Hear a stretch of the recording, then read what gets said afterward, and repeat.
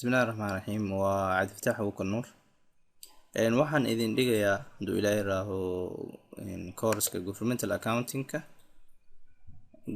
accounting-ka waa course u baahan dadaal arday iyo macalinba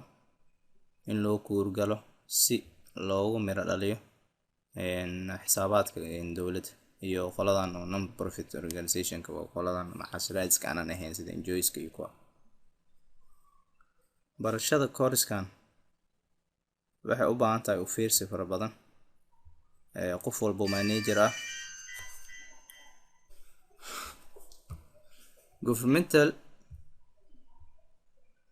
maadada governmental accounting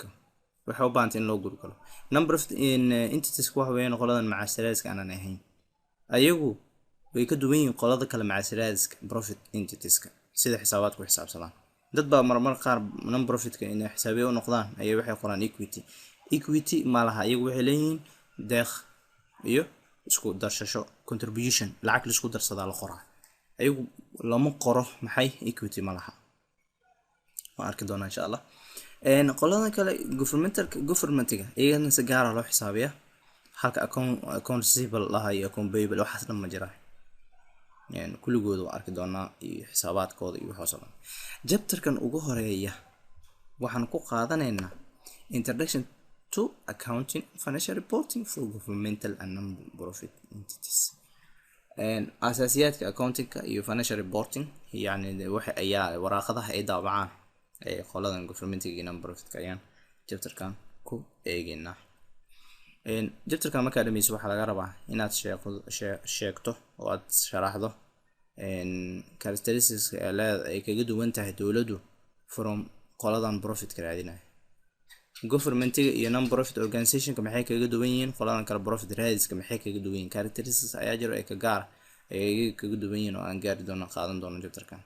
waxa kale chapter-kan laga rabaa inaad ogaato yaa mas'uuliyad ka ah in uu diyaariyo maxay gaab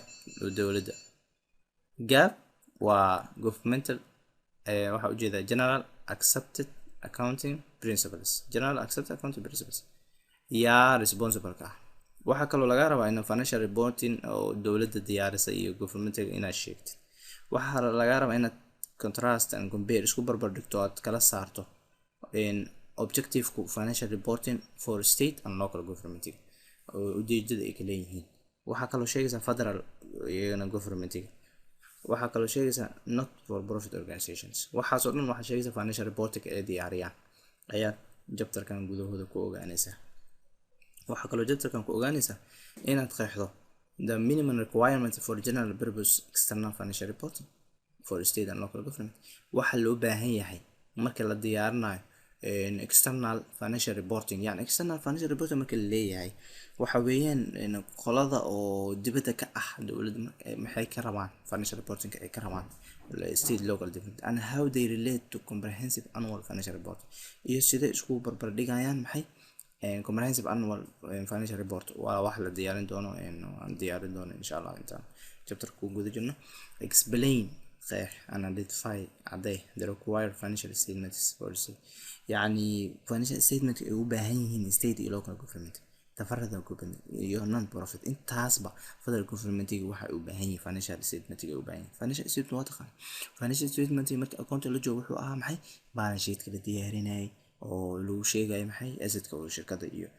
liability-ga iyo equity-ga waxa kale oo aad ogtahay income statement inuu jiray waxa kale oo ogtahay maxay income statement waa halkii profit and loss lagu sheegay iyo afarta statement-ga statement of owners equity iyo cash flow marka ayaga maxay diyaariyaan inaad ogaatid ayaa chapter-kan laga rabaa okay wuxuu ku leeyahay bogo ku soo dhawaaw for string new world yani adduunyo cajiib ah ku soo dhawaaw oo accounting ah oo ay diyaariyaan maxay qoladan government-ga iyo number of the organization yani bogan wuxuu xoog saaray inuu wuxuu sheegayaa in accounting caadiga ka duwan tahay oo dawladda ka duwan tahay xoog okay why are accounting practice for this organization maxaa accounting u practice kareeyaa yani su'aashan waxay tahay su'aashan si fiican u fiirso muxuu accounting caadiga ah ee organization-ka caadiga diyaariyaan ama kuwan dawladda diyaariyaan kaga duwan yahay for business organizations kuwa caadiga businesska diyaana maxay kaga duwan yihiin inaad sheegtada laga rabaa maxay labadan kala duwan yihiin waxay kala duwan yihiin kow different purpose in society qoladan dowladda waxa iyagu u adeegaan bulshada ay u adeegaan yani waxay siiyaan free education free laakiin hadda ma jirto laakiin sida saxda in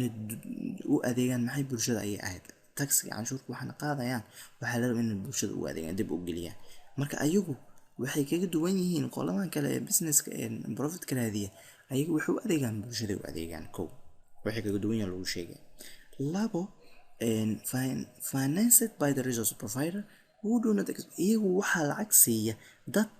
oo aanan wax return ah ka sugan benefit ka sugayn faa'iido aanan ka sugan yani lacag la siiya faa'iidana lagama sugo see loo siiya tax la siiya maxaa laga sugaa ma profit laga sugaa waa maya dad badan lacag ka siiya dad baa donations iyo deeq siiya dowladda kala deeq siiya ayagu dad aanan profit ka sugayn ayaa siiya deeqyo iyo wax kale ayaa siiya saasi kaga duwan yihiin marka ay qolada kale wuxuu kala duwan yihiin ayagu managementkoodu wuxuu leeyahay special duty يعني duty gaar ah ayuu leeyahay from the kuwa kale marka loo fiiriyo resource uu hayo iyo service uu bixinayo duty gaar uu leeyahay hadda qolo oo business hadda kaligood furtay ma yaa qasbi kara cid qasbi kara bana resource asaas kale haduu uu siinaya bulshada haduu ku xun uu siinaya laakiin qoladan waxa la rabaa waxa ay heleen inay bulshada siiyaan iyagu waxa u adeegaan for the waxa weeye for the people waa dawladdu maxay for the people dadka u adeegaan marka intaasba way kaga duwan tahay qoladan kale ee businesska way kaga duwan tahay qoladan dowladda ayagu bulshada bay u adeegaan ayagu finance waxa siiya qolo aanan ka sugayn macaash waxa kale managementkooda ayagu waxay leeyihiin special duty gaar ah oo ay ka sugayaan ay leeyihiin marka intaasba farqi ayaa u dhaxeeya casharada waa soo wada doonaa insha Allah. Assalamu alaykum wa rahmatullahi wa barakatuh.